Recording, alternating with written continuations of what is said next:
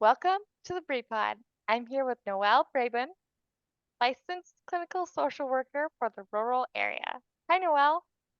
Hi, Bree. Thank you for having me on your podcast. I'm excited to be here. Yes, thank you for joining me today. So as you know, I brought you on because September is National Yoga Month, and you are the queen of yoga in my world. You're too sweet. So I thought it'd be perfect to bring you on here today and just pick your brain regarding yoga and you. Wonderful. So, the first thing that I wanted to ask is, how did you first get introduced to yoga, and what inspired you to become a yoga instructor? Yes. Great question. It might be a little long-winded because we're going to go all the way back to 2010. In 2010, I attended the University of Albany to pursue my master's in social work. And with, graduate school or anything in life, it can be, pretty stressful. So I had heard about yoga at that time. And I was like, you know what? This is supposed to help with stress. So I bought a mat, I bought a DVD. I was so excited. I had it in my first little apartment in Albany. I'm ready to go. I did the DVD and it didn't change my life. So I'm like, I don't think this is for me. So I put my yoga mat in the corner. And after I graduated with my master's in social work, I ended up actually just throwing it out. And then I know, like I said, this is a long winded story. So then I moved back to the North Country because it was one of my goals to bring good mental health services to a rural area. Um, I currently, work in a rural outpatient setting as a licensed clinical social worker. But before I came to St. Lawrence County, I worked in Clinton County in Plattsburgh, New York. And again, I loved being a therapist. But even with personal and work stress, I was like, you know what? I should give yoga another try. So in 2013, I went back. I went to Target or Target, as they call it. And I was so excited because it's kind of fun picking out your own mat. Us girls, we want to have the coolest color or design. And I actually ran into an NHL player Oh, because it was during the lockout for the NHL. One of the Montreal Canadian players was there. So I felt like this is my sign. Here I am in Target getting my yoga mat. There's an NHL player. I was puffed. So I was like, you know what? The DVD before didn't work out. I'm going to go to a class. Like, no experience, nothing. I'm going for it.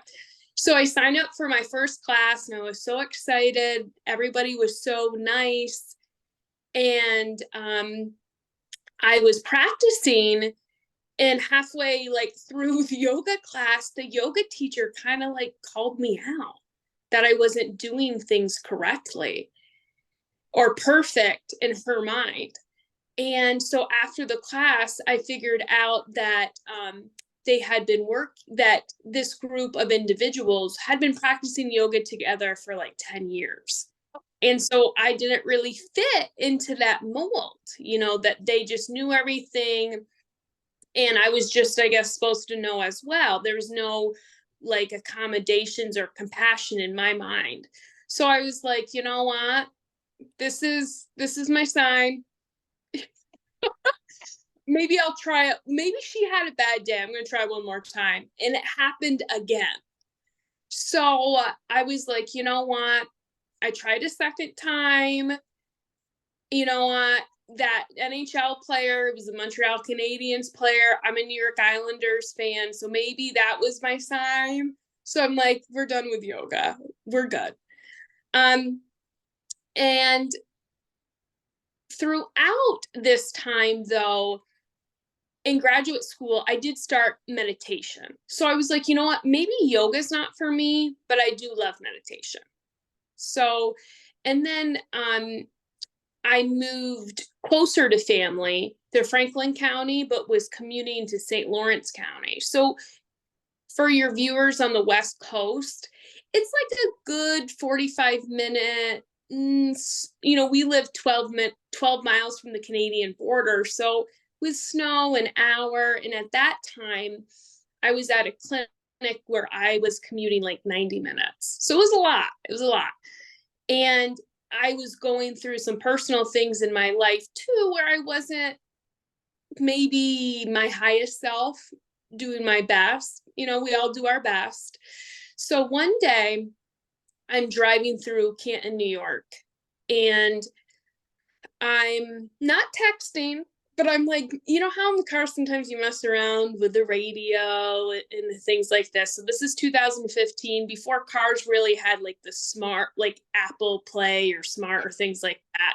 So I'm kind of messing around a little bit, and I'm not paying attention because I'm not focused in the car, but I'm not focused in my life either, right? So usually when you're at a stop sign or a red light and then it turns green, the person automatically goes. Well, this guy hesitated just a little bit, and I wasn't paying attention. So what did I do? I hit him. And so great. I hit this guy on the way to work. He didn't know, like, 30 on my 30 minute drive to get there. I cried the whole time because I was going through a hard time in my life. So we pull over, and I'm like just stressed. I'm like, this guy's going to lose his mind on me. I made an assumption. I get out of the car. The man walks over to me, and I go, I'm so sorry. I hit your car. He goes, there's no damage. You didn't really even hit it. You just tapped it. He goes, I'm not worried about your car. I'm not worried about my car. I'm worried about you. He walks over to me, and I'm like in shock by his compassion. And he puts his hand on my shoulder, and he goes, are you okay? And I'm like, wow. And this, are you okay? And I'm like, oh, yeah, I'm fine.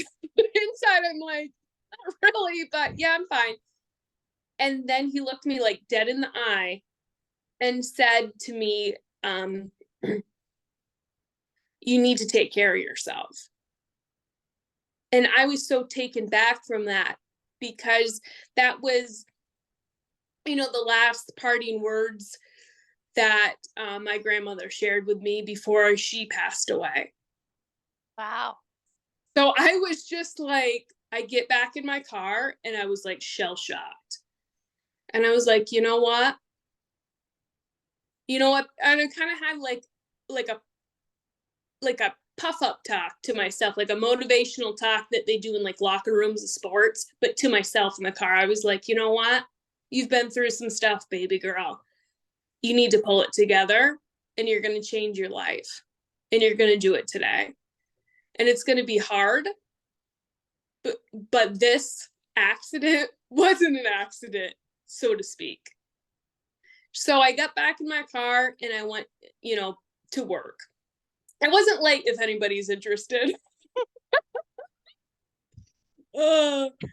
So there across the hall from where I worked at this outpatient clinic was another therapist. And ironically, she was also a yoga teacher. So I went to her and I said, I gave her the whole backstory. I go, I'm kind of nervous, but third time's the charm. And I'll be forever thankful for Heather. Her compassion, her patience with me gave me the confidence to, really open my heart to yoga, and also open my heart to going to classes again. And so I did a lot of classes in the area where I live, in different parts in St. Lawrence County. And then I, expanded, to different areas. Last August, I did like yoga with the elephants at the Syracuse Zoo, which was amazing. I did, for my birthday this year, I did yoga in a lavender field in the Adirondacks. So I really opened, my heart to it. And then the pandemic hit, right? And I took it as a time to go within. So I really upped my meditation, my yoga practice, and then there was an opportunity to have an in-person training for yoga, because at that time there was a lot of online yoga teacher training, which is great, but I needed that. For me, I needed that in-person, one-on-one, and in that group setting. So I was a little nervous for it. I'm like, I don't know. I took it as a like, I'm gonna just have a deeper relationship with yoga, learn the philosophy, learn the poses, and build a deeper relationship with myself. I have no expectations. I may never even teach, but I'm going to go for it. And I'm so thankful to my family and my friends. They're like, Noelle, you're a therapist. And becoming a yoga teacher, you can bring that into your sessions. You can, Yeah. Start at your clinic, and in our community. And so I think sometimes in life you just got to go for it. And I went for it. And it was a wonderful experience. And so our first night, I get there and I'm like, my gosh, this place looks really familiar. So it was at the Flying Lotus Yoga Center in Canton, New York. So ironically, 6 years later, I walked into the yoga studio where just like 100 feet, I had that encounter with that man in that accident. Oh, wow. It was like look at like all the stars aligned, I was like sat there and I'm like, whoa, okay, this is my sign. I was nervous and now I felt, that calm.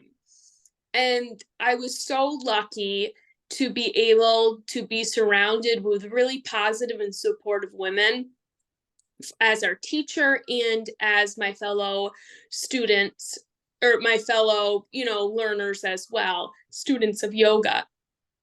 In our first night, our lead yoga teacher said, I want to challenge you guys for something. I'm like, okay. After hands you the binder of like 300 pages, you're like, okay, we're gonna add one more challenge. So he goes, I want you throughout our program in May, we are gonna have a community program that you will come up with. And I knew instantly what I wanted to do. My goal, as it was to bring therapy to a rural community, was to bring yoga to our rural community. And not in a sense of a business like that. Yoga's wonderful, but if I was going to start a business, I don't think it would be yoga. So it wasn't as a business, but as a way to give back to my community, as I have been given luckily in my life, from my community and my friends and, with my family. And so I graduated in May of 2022. Then in October of 2022, I started a free program at our local library where my mom works. And I call her my yoga mom. She was very instrumental in helping us. And I'm really excited to announce that in this coming October 2023, we will start a yoga program at our church. And it's completely free if people are willing to give donations for our food pantry. We serve almost 300 meals a week for our community, and this is a way that we can raise food for our community. And I think that's great to raise money for a community, but I want to share why it's really close to my heart. So you said my last name's Braden, and there's a story behind my name. So we're going to go way back. Okay. So in the 1920s, during the Great Depression, my grandfather, Eldridge Brabon, was he didn't grow up in like a, I don't want to say regular household, but he didn't grow up in a household. He grew up in an orphanage. And he grew up in an orphanage to about the age of 8 or 10. So one day he's living there. Can you imagine living in an orphanage to begin with? But during the Great Depression in the United States, which was pretty rough, right? Yeah. And so one day, a pastor and his wife came to visit the orphanage and visit the children. And so my grandfather walked right up to him and said, I don't want to be here anymore. I want a family. Will you adopt me? Oh, And the pastor did. okay. He did. And he was given the last name Brabon, and he was brought back to the North Country. And growing up in that house, even though he had food in those first couple months, he had 3 square meals, he would still hoard food. He like steal from their cupboards and hoard food under his bed because of the fear and the past trauma of not having enough food. Yeah. So, and what's so interesting in all of this, is the orphanage that he grew up in his childhood is in Canton, New York, where I was in the accident, where I did my yoga teacher training. Wow. So it's like, they say that, the divine comes into your life if you just follow the path. You don't even need a plan. It will come. And I was always kind of like, that's a little granola for me, even a little bit. But I'm like, you know what? I'm open to receive. So that's, a little bit of background of, my story. And why I wanted to become a yoga teacher was because I didn't want anybody to feel like I did in that Yeah. yoga class in Plattsburgh, New York. Yeah. I didn't feel worthy. I didn't feel safe. I felt singled out. And any of the insecurities I had about myself or my body were exposed in a public manner. Yeah. Like there's 20 other people staring at me. So I was like, no, we're not doing this. We're going to create a community of yoga where people can accept themselves and their body and feel safe so they can, open their heart to themselves and to our community. I think that's really beautiful and very inspiring because I love that you said that like the way that you are giving back with um yoga, you're not only giving it to the community so that they have something for their lives and whatever's, happening for them, but also like if they do donate, it's going to go to a pantry. So you're doing two things in one shot for the community. And just talking about your grandfather with how he was like you know, kind of hoarding food. It's kind of funny that not funny, but beautiful that you guys are also doing the food pantry. So like it all is circling back. So it's just amazing um how you got into it. And I like that you also are sharing the times that you did give up on it. And I'm not saying give up, but you know what I mean, you were like, nah, not for me. Broke up with it. Yeah, we're good. Yeah, Yeah. yeah, because there's so many times like I mean, I'll admit this to myself. There's so many times I've gone to yoga and then I'm like, nah, it's not for me. I can't do this. Um, but it's true. Like, if I would have gone to a class like you did where they called me out, I'd be like, never again, period. Not going back. So, Yeah. anyway, it's just really cool that even with all of that, even with the accident, there's so many different ways you could have took that, but you brought it back to today, to 2023, and offering a class in October. I think that's beautiful. Thank you so much. I appreciate it. Yeah. Um, so I know that you are a therapist that we talked about, and I know that mindfulness and meditation and everything go together, so I was wondering how important is mindfulness and meditation in yoga practice? And how do these aspects contribute to the overall well-being? That's a great question. I actually teach yoga at the outpatient clinic I work at, and it's like Wellness Wednesday. So today I actually taught today, and it's so interesting because even though I'm a yoga teacher, I'm a forever yoga student. Yeah, I don't like separation of that, right? So we separate, like, I did in the beginning, like, here's meditation and here's yoga. They're actually the same thing, right? Because we do the poses to open up our body, open up and create space. As we create space in our body, we create space in our mind for ourselves and for others. And as as we create that space in our body, we let go of that tension, all those, repressed emotions that we have in our body. We're able to sit for meditation longer. So that's why we do all those poses, so we can sit in meditation longer. And yoga is actually a moving meditation.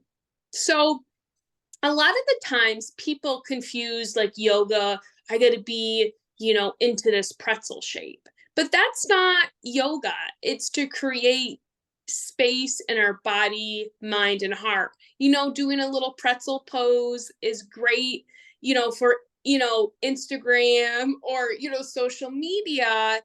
Um, but it's really to help sit with in longer in meditation. And a lot of the times people are like, well, I can't meditate because my mind will run. If your mind runs during meditation, welcome to the human race, because everyone's mind will run. But it's having that compassion and that kindness to self to bring it, back to the present moment. So I wanted to share a little bit of some of the benefits of meditation. I found this from the Mayo Clinic, so I'll give them a shout out.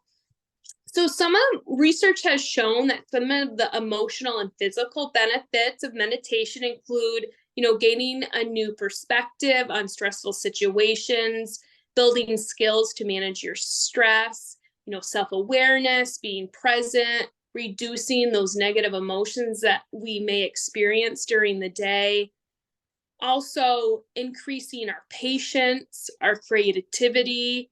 And it also lowers, though, on a physical level, that blood pressure, also the heart rate, and it improves our overall sleep. And also, it's shown to help symptoms like anxiety, asthma, cancer, chronic pain, depression, heart disease, sleep problems, again, tension, headaches. So there's so much research now in 2023 of the benefits of meditation. And that's all what research says. But I would like to share with your viewers, some of my personal benefits that I have found with my meditation practice. So every morning, I don't sit first in meditation. Of course, I have to make my coffee. So I make my coffee and try, not to get overloaded by turning on my phone and seeing, like, text or missed calls or, like, social media. I'm like, that can wait. Give me 15 minutes. So yeah. I'm manifested, and I was able to have, where I live, a yoga room. And so I go in, I put my mat out, I sit on a blanket, and for 15 minutes every day, like, that's my routine. And then after, I read a scripture that helps me as well to start my day. And what's why I love my 15 minutes is because of meditation, is because it kind of anchors me in that present moment to start my day. But on a bigger scale, it anchors us in our worth. Like, I don't need anything around me external. Like, here I am, Noele Brabon in North Bangor, New York. I am worthy. I am lovable. I'm important. It just that self care, that time really anchors me within myself. Yeah. And as we practice it, we let go, so many things come up in that meditation and that time we acknowledge, but we don't get stuck on it. We let it go. And it takes a lot of practice. I mean, I've been practicing since 2010. It's 13 years. And also it's like when I sit with myself, and that's hard to do. Like, we always want to be doing, right? We almost think in our culture, it's like selfish to take that time for ourselves. But it's taught me, like, I can sit with the good, the bad, the ugly of myself, but also the divine, Yeah. so it's helped me build that compassion for myself. um and also it helps that non-doing, that relationship, because a lot in our culture, we're in that masculine energy, that doing, we have to produce, we have to provide. But balancing in that feminine energy of, I'm open to receive, not just some good, but all good. And that's what I've learned a lot. And meditation has helped me build trust within myself, and also helped increase, like, my intuition, and really help calm the chatter in your mind, that negative self-talk, that self-defeating things that come throughout the day. And it also helps me let go of my ego in, like, real time, off the mat. Like, sometimes I'm finding that pause in life, and this has taken a long time, but it's not an instant fix. And when I first started meditation, I did guided imagery. If you're going through a hard time, you might be, like, not even focused enough to sit in meditation. So I would just lie in my bed after a hard day at graduate school and just listen to it. Or I'd get up sometimes in the morning and just listen to it laying in bed. And that teaches us the non-doing. We don't have to do anything in our life to be worthy. We're inherently worthy. And that's what meditation really teaches you. So off the mat, I've noticed in my personal relationships, my romantic relationships, my family, my friends, were complete strangers. It's given me a pause. So the best example I can share with you guys is, like, you ever see on the news where somebody's talking in, like, New York, and then they're interviewing somebody, in, like, Spain. And there's that, like, 7-second delay. So I'll kind of impersonate somebody. They'll be like, yes, that delay. Yeah.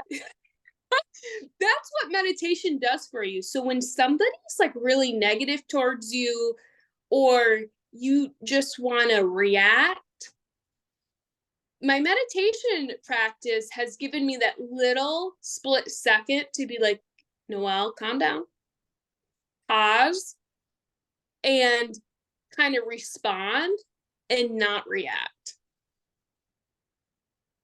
So Wow. that meditation helps us build the relationship with ourselves, but also with others as well. I think that's amazing that you shared that. Because I'm gonna be honest with you, when it came to meditation, I always am feeling like, oh, I can't do it. I was that person that's like, my thoughts, they just run, run, run, run, run, run, you know?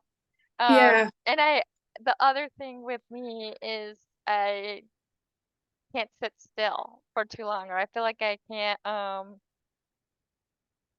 almost like I might be a little bit fearful of the present, of actually living in the present. So listening to what you're saying with meditation, how, like, it's not gonna be something that you just instantly like, okay, I'm gonna be quiet for this moment and be in this moment. It's bringing yourself back. It actually kind of makes me want to consider maybe re-looking at meditation because I think that your analogy was perfect where, you know, you could have that moment of delay and just be like, how am I gonna go about this? And I think that could be very helpful for me in motherhood. So I like that you Mhm. shared that. Because I'm actually gonna think about meditation. I No, was always like, no, no, it's not for me. and a lot of the places where I've gotten my guided imagery is I'll give her a shout out, and I don't want to butcher her name, but Bella Ruth Napperstack. She has a lot of her, she's a licensed clinical social worker as well. And she's done, I only kind of listen to her to be honest, and you can get them off of healthyjourneys.com. And it's pretty inexpensive. Um, and that's been really helpful. And it's research based. Yeah. Thank you for sharing that resource. We'll definitely add that in. I'll add that in the comments so that they have that. Um, so the next question I have for you is how can yoga help individuals manage stress, find inner peace, especially in today's fast-paced world? Yes. So I like to give examples because that's the best way that I can remember things. So I'm gonna self-disclose. I hope that I don't offend any of your listeners here, but I'm a New York Jets fan. It's football season, Yep. and this past Monday was the most watched game in Monday night football. And so, if you're not familiar with football, the New York Jets have not won a Super Bowl since 1969. It's been a long Wow. time. Yeah, okay. It's been a really long time. And so we have our quarterback, Aaron Rodgers, and he's won Super Bowls. He's been MVP, I think, like 4 times. He came and is our quarterback for the New York Jets. So we are puffed beyond. We've been, and by we, I mean my brother, my mom, and my dad. And we are like, we are just so pumped. So Monday night, we're all excited. We got pizza, wings. We're all wearing our jerseys and our shirts, and we're all crowded in my dad's little man cave. And we're watching the game. And literally in 4 plays, we see Aaron like kind of sit. He like is sitting on um the floor or the field. And I'm just like, well, maybe he just got hit and he's kind of, needs a breath. He's fine. And then we're all like, he's not getting up. He's not getting up. And then and he can't walk. So he was helped off the field by the medical staff. And I'm like, I mean, you could probably hear a pin drop at my dad's, at my parents' house, and probably in the stadium that had over, 80,000 people. We're in shock. And, we're thinking like, I'm like, don't worry, guys. It's probably just like a sprained ankle. He might be out for the game, long season. And then they show him in getting carted off, and he's got a brace on his leg. And it looks like the same brace that my friend wore for months when she tore her ACL. And we're like just besides ourselves. So, to use that example, stress is something that just comes out of nowhere, right? It's something Mhm. unpredictable. And that was very unpredicted. So during that time, my dad and my brother, they don't practice meditation or yoga. But at that time, I was like, guys, we're just going to breathe. Just breathe in, breathe out. This is everything to them. They've been watching. Aaron Rodgers mania for 3 months. And they were even on a show called Hard Knocks on HBO that chronicled their whole journey. I mean, they are, this is their mecca. And they just watched, supposedly the quarterback that's going to bring us to the Super Bowl, like carted off.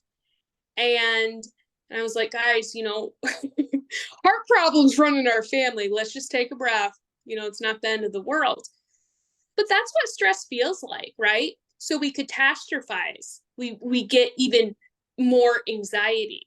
So that anxiety might look like really negative thoughts like, there goes our chances. We're never going to win. There goes our chances of the Super Bowl.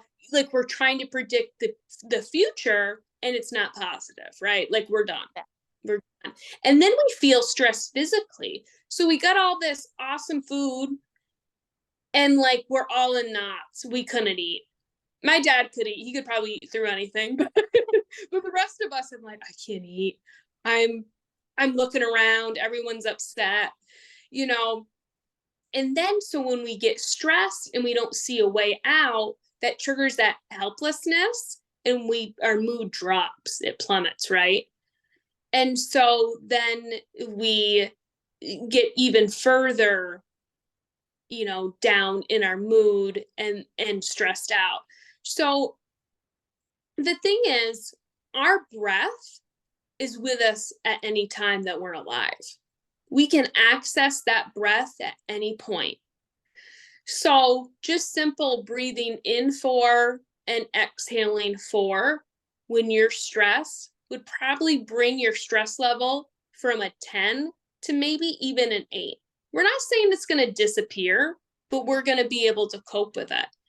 And when we're focusing on maybe counting or a word or a mantra, we're not thinking about how our world's going to become like a dumpster fire. So it doesn't trigger that hopelessness where we feel like, everything's at the end. Yeah. And I do have a positive ending to that story. So all those negative beliefs, I mean, for like the second quarter, we're like, oh my gosh, I'm so glad I didn't buy a jersey. But also of like, we're not going to win. We're not going to do anything. We're over. It's done. We ended up, I'm so proud of the New York Jets. They rallied together, and the New York Jets do practice yoga and meditation. So shout out to them. They were able to pull it together as a team, and in such an unexpected way. Like no one would think he'd get hurt, and especially in the first 5 minutes. Like if it's fourth quarter and he gets hurt, that's horrible. But at least maybe he would have gotten a couple touchdowns to kind of like help us out, right? But we tied the game against the Buffalo Bills, and then we won in overtime.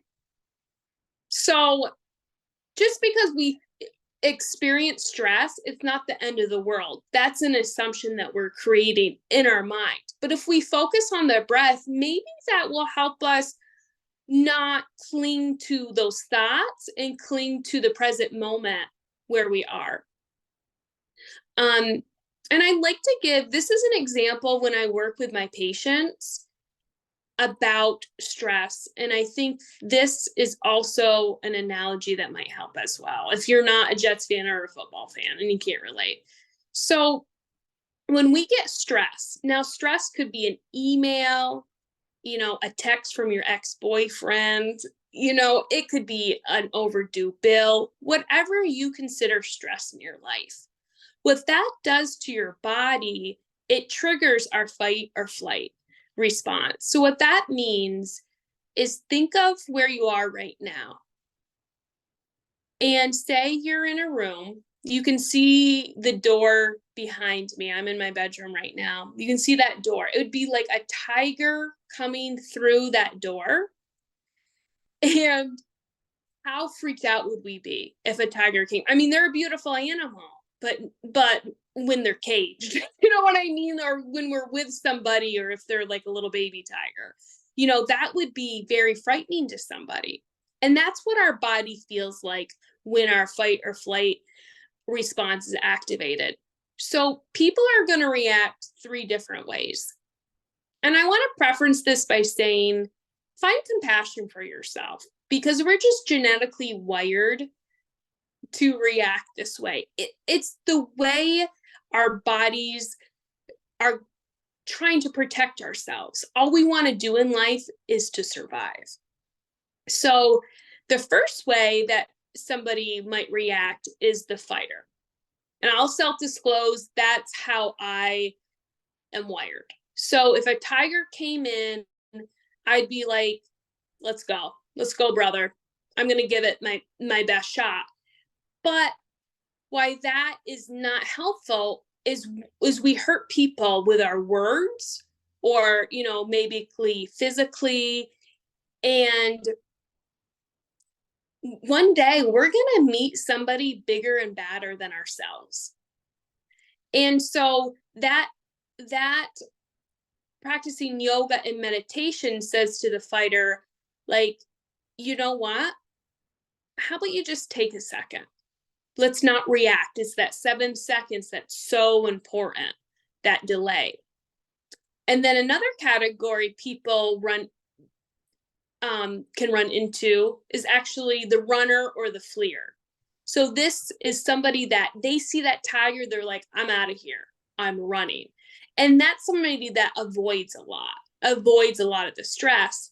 But what happens with that is it builds and builds and builds until you explode, right?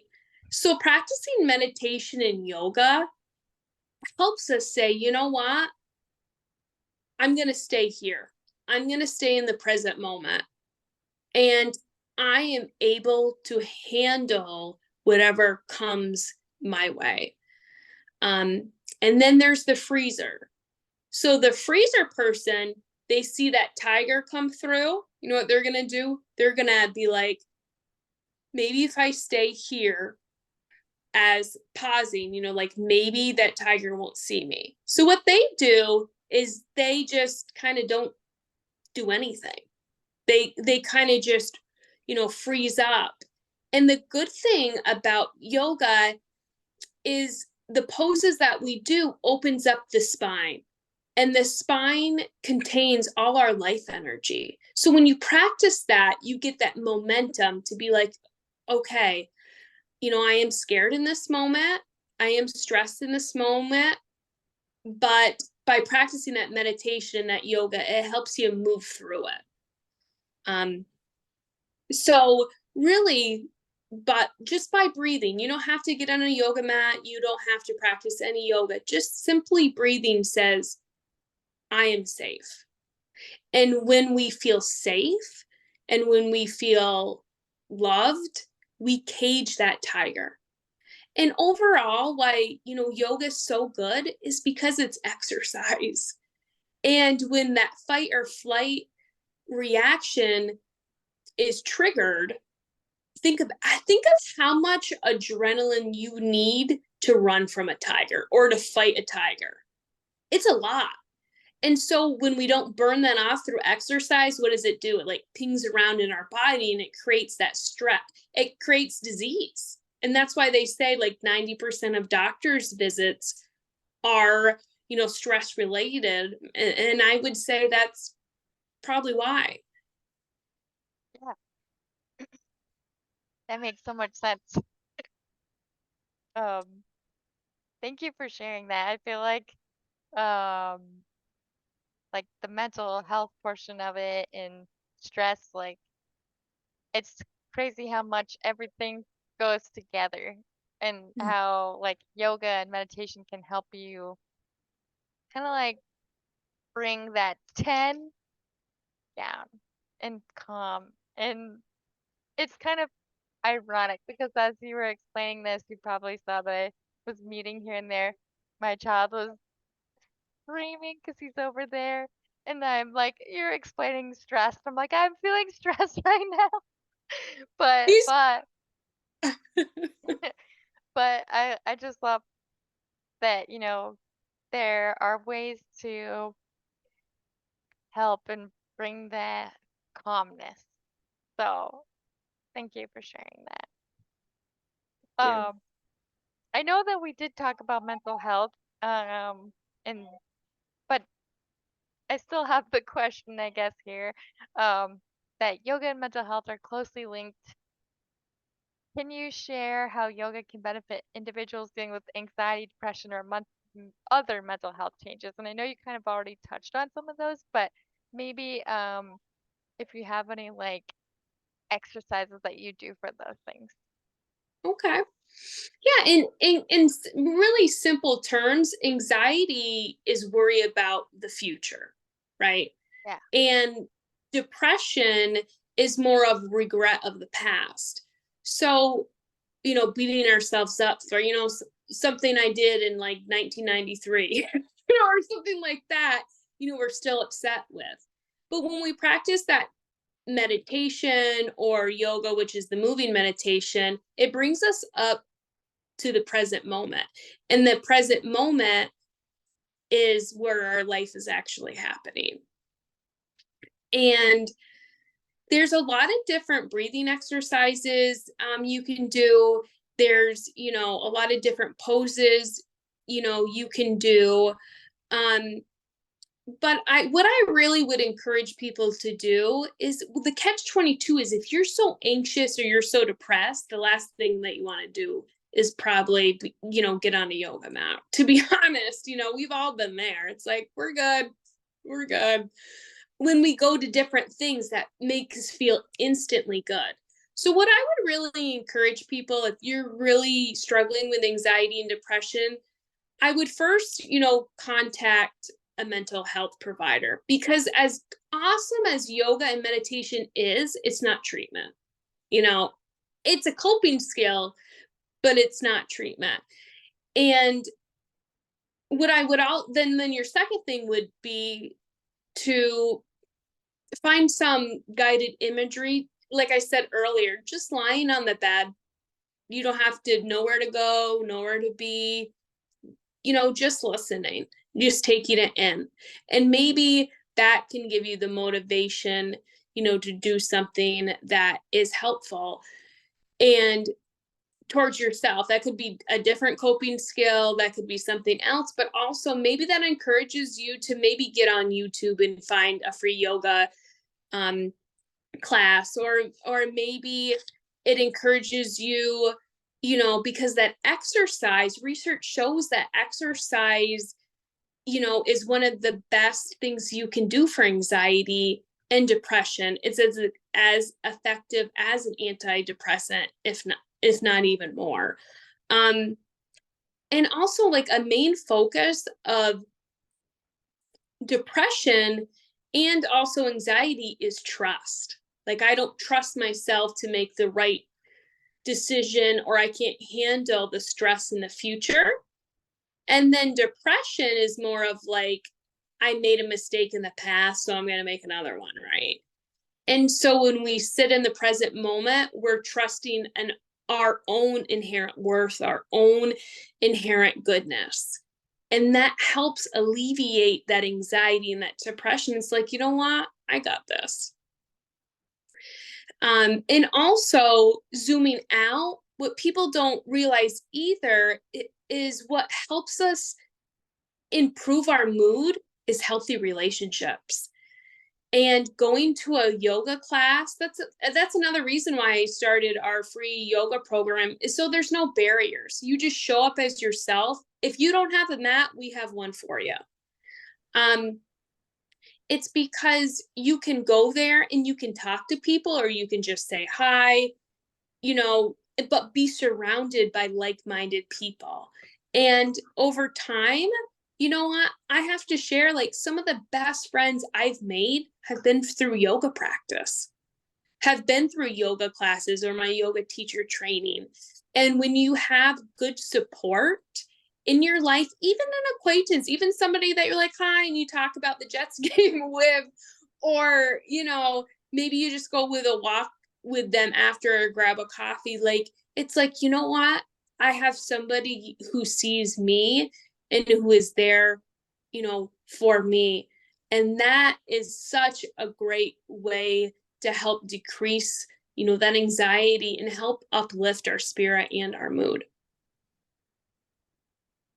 I know I keep saying this, but I really do appreciate you sharing all of this because um I just feel like there's been a lot of times with yoga and meditation, like I said, I always kind of turn away from it because I'm like, no, I don't have time to do, or I have like those excuses, like, oh, I don't have time to bring myself to the present, or I won't be able to slow my mind down.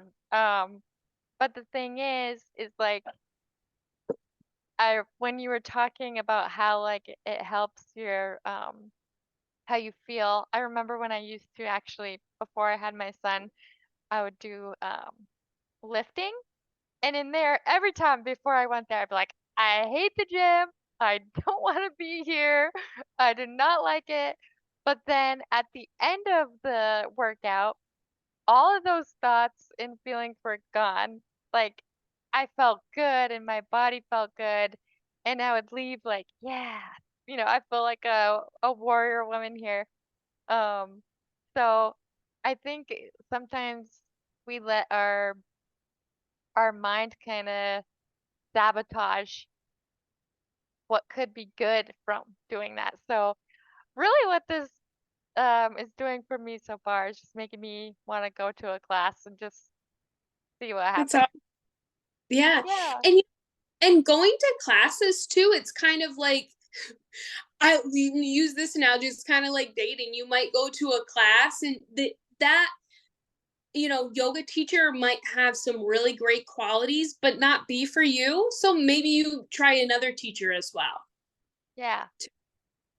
Which makes sense because like you said earlier, like Plattsburgh was not for you, but Yeah. then Canton was. So Yeah. yeah, so that that's awesome.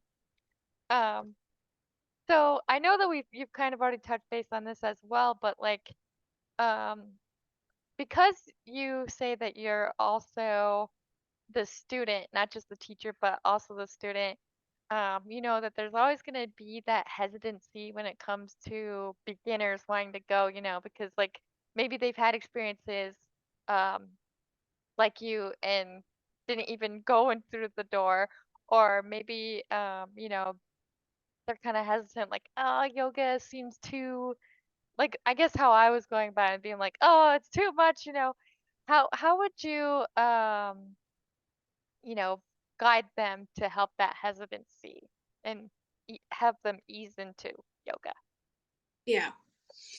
That's a great question. And I think a simple answer to that is you just got to go for it.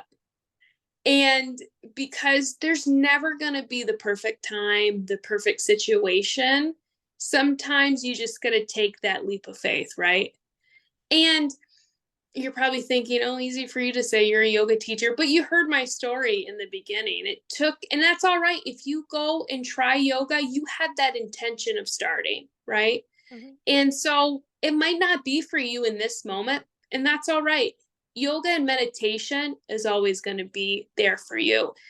And even though, I've practiced for many years, every time I step on my yoga mat, I'm a beginner. We're all beginners. I don't like that, like beginner, moderate, advanced.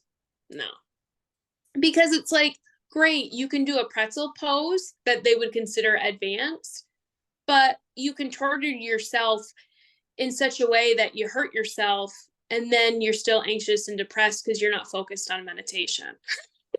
Like about really wanting to be present with yourself to build that relationship, because really yoga is like couples therapy for you and yourself.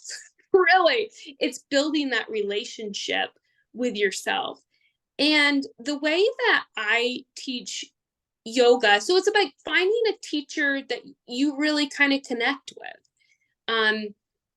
So I call it layers of cake because I love cake. I could eat it every day, but I don't. So I use that in as I teach. And so think of it like on the Food Network where they have like a lot of layers of like the big cakes. You got, maybe 5 layers of a huge cake. So the first layer, if you look at that tall, layered cake, your bottom layer is the sturdiest, right? It's so that's where we start. And if you want to go up, I give different cues so you can be challenge yourself in flexibility and in balance. But each layer of that cake is buttercream frosting. It still is sweet. Your brain does not say, oh, hey, I'm on the fifth layer, I'm on the first layer. So it doesn't matter. In our bodies or our minds or whatever we're going through in that day, some days I'm layer five, some days, I'm a bottom layer. And that's okay. No one's going to take away your birthday. You're still a good person. I mean, I went to a hot yoga class in Lake Placid that I laid down for like 20 minutes while they taught the class. And I know a lot of people might feel insecure about that, but this is my mat, my time. This is my practice. I've had it. You know what I mean? So just laying and doing that. But you know what? As I see your beautiful son, I think of my nephew Teddy. He turned 3 in June, but when he was a little younger toddler, when I was visiting him, he lives in St. Louis, Missouri, living his best life. And his body just contorted to a lot of yoga poses. So like we are moving back to how our body naturally moves. It's so interesting. But with our sitting lifestyle, that sedentary lifestyle, think of it. I commute, I'm sitting in a car, I'm sitting in a car, and I'm sitting at my desk for 8 hours. And it kind of changes our body. So when we get on that mat, it feels so good. And we're getting back to how our body was created to be before we lived in an industrial world. We were all hunters and gatherers, but the secret sauce to yoga is compassion, that compassion to yourself. And if you're looking for, a really good teacher, that's what you need to look for. Somebody that is going to take the time, somebody like Heather that took the time with me. I remember I was like, oh, I hate downward dog when I started doing that. She's like, well, it's because you're putting too much weight on your wrist and it hurts. Like being able to work with that and finding, compassion, for yourself, because in accepting who we are inherently. So flexibility really is genetic in some aspects. So I have probably the tightest ankles in Franklin County. I really do. There's some poses I really struggle with because I just can't, they just don't move. But yet I learned through my teacher training, my teachers like, out of all the yoga and the decades I've done, you have the most flexible hips I've ever seen. So who knew? I don't get a deduction on my taxes because of it. So it doesn't really matter. But like, it's so our bodies are all created differently, and that's beautiful. And so to be able to, as I've accepted that in yoga, outside, I've accepted that a lot. And I've noticed that, when I'm going out with my friends and I'm dressed up, I'm not like, oh, your stomach could look a little bit different there. I wish this looked different. It's like, you know what? We're going out. We're going to have fun. We're beautiful. Thank you for thank you for sharing that. I feel like I love that you said, you want a teacher that's with compassion and then the layers of the cake, because we do tend to almost make really good healthy things a chore, I feel like, or some kind of like, how do I say this? Like, with with beginner, there's just, we put that pressure like, oh, well, I have to get to the advanced. I have to be able to do that pretzel pose because what's his face, what's her face is doing it on the Instagram and I'm not there. It's like a very comparison type way, and we take out the healthy pieces of the compassionate piece, the present piece. So I like that instead of looking at it like, first, second, third, or the bronze, the gold medal, you're looking at it in a manner of, where do I feel today? Am I the second layer of the cake? Or am I the fifth layer of the cake? So I really, Exactly. yeah. Thank you. And I forget to mention too, like you can do one pose a day. You don't have to do like a 60-minute class to get the benefits of yoga too. And I think that's where we were like I know for myself it's like a 0 to 60. It's like, oh, I'm not doing an hour a day. Must not be doing, enough. Yeah. Where I learned it is like just adding it into your day, right? So I would literally, I love coffee. So I'm on my second cup at work, the Keurig's not on, it's warming up. I literally would do like 3 poses on my left and 3 poses on my right, then make my coffee. And I felt so much better, going into my day. You just fit it in different ways. And knowing that self care is survival. That's how we tame that tiger. It's not selfish. When we are, balanced in ourselves, we only help others. I love that. Um, and with that, I guess we're at the final question that I have for you. I know that you said you could do a pose a day. What are some, like, let's say someone can't go to a class, or maybe they can only do, they want to try one pose. Like, what are some poses that you would recommend for someone to try? Yeah. Well, and I will preference this by saying, like any new exercise program, consult with your doctor or healthcare provider, right? Um, but what feels good in my body might not feel good in your body, right? Yeah, So practicing different poses. And that's why classes are so great. Because I would go to yoga classes and be like, oh, I hate all those poses. But then I'd go to a different one and be like, I love that one. I love that one right there. And then I'd practice it at home. But it's also life's about balance, the good and the bad.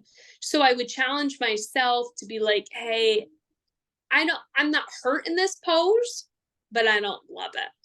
But as I practice it, I practiced, a pose, I would, you know, it was almost like a practice of life of being able to work through something you didn't kind of like, you yeah, know? And that's like that uneasiness that, you kind of breathe through. And I think, a lot of time in our society, where, like you said, it's that competition. We're just so focused on physical that we forget like all the emotional benefits.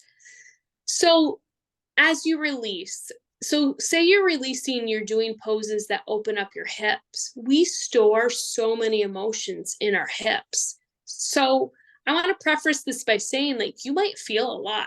Thoughts might come to you from the past. And also, I mean, there's been, a lot of times where I've been in the class full of people and like a tear would come to my eye and about something that has happened. It just whoop right there. So, and they don't tell you that in a DVD or at a class either. So I'd like to share that too. You're like, oh my gosh, is something really wrong with me? Like, why is this coming to me now? And why it's coming to you now is because you're in a safe place and you can release what doesn't serve you anymore. And that's one step closer to that inner peace, which is so, great. But to be more specific for your viewers, say I was stuck on a desert island and I only could do one pose. For me, I would probably say cat cow because it opens up that spine and it helps. So our spine has all our life energy in it, all the chakras, and so an example of that would be a garden hose. If it's twisted, the water doesn't come out, right? But as yeah. we untwist that, that water flows. And that's within our body. So as we untwist our spine and we open it, that life force comes through us. Um, and also, I think Shavasana, that's our laying pose. And everyone's like, oh, that's just like my little nap at the end. And it very well could be, and enjoy that nap. But in our society, we need to be, like we said earlier, like that productive, that doing, that competition. I have seen as a yoga teacher, looking at all my students in Shavasana, it's the hardest pose. So, all these people doing all these crazy poses and all these pretzel poses, the hardest one to do is Shavasana because you're sitting, not doing anything, and trying to let go. So, if you could do one pose a day, lay in Shavasana for a minute, start there. And that's the hardest pose in yoga, really, I would say to do, to just let it all go and to be with yourself in that moment. But a fun thing that we're starting in our community, so say you're like, you know what, Noel, thanks for sharing all this, but I'm not going to get out of my mat. I'm not doing any guided imagery. I'm not doing meditation. I'm good. I challenge you to do one thing. We're doing this in our community. So we call it red light yoga. So when you're at a red light, that if you could just breathe in 4 and breathe out 4 until the green light comes. And this is something that you can do by yourself or challenge your kids to do it, or your partner or your friend. And that's just a simple way you're actually doing yoga. So that's a great way um, to incorporate yoga in your life to help enrich your life. That's awesome. I'm I'm definitely gonna share this challenge with everybody I talk to now. That's cool. I love that. I did want to add that when you're talking about Shavasana, I used to go to this yoga class in Malone actually, and I remember out of all the poses, that was the pose that I did not like. And so it's funny just kind of reliving those moments because at the time I did not understand like why. I just always kind of put it in a bucket of, oh, it's just because I don't like to just be with myself. I could never do the nap. Like everybody was like, "Oh, I just fell asleep. It's totally fine." And I'm like, "No," because I never feel safe. So in some cases, I wonder if I let go of that fear of the tiger coming in, for example, and just letting myself be in that moment, that I would probably have such a better experience than back then. Because I think I was in a place of my life at the time where I always expected that tiger to come. It's like, Mm. if I am too chill or if I am too within myself or in the present, then that tiger is coming in that room, you know? So I really appreciate you coming today and sharing everything because it's really brought back so much for myself and for the viewers and listeners too, like I really am appreciative of that. Well, thank you so much for taking the time to interview me and to spread awareness for all the benefits of yoga. And honestly, if people could do one thing, it's just hand over heart, right? And you can cage the tiger if you don't have time for yoga or meditation. Just telling yourself, like, I am safe, I am worthy, and I am loved. I love that you say that because that's actually how we end the pre-pod. We say those exact words. So here we go. Um, I would say with that, you are loved, you are worthy, you are cherished, and I and we are proud of you. Until next time on the pre-pod. Bye. Hi. Namaste.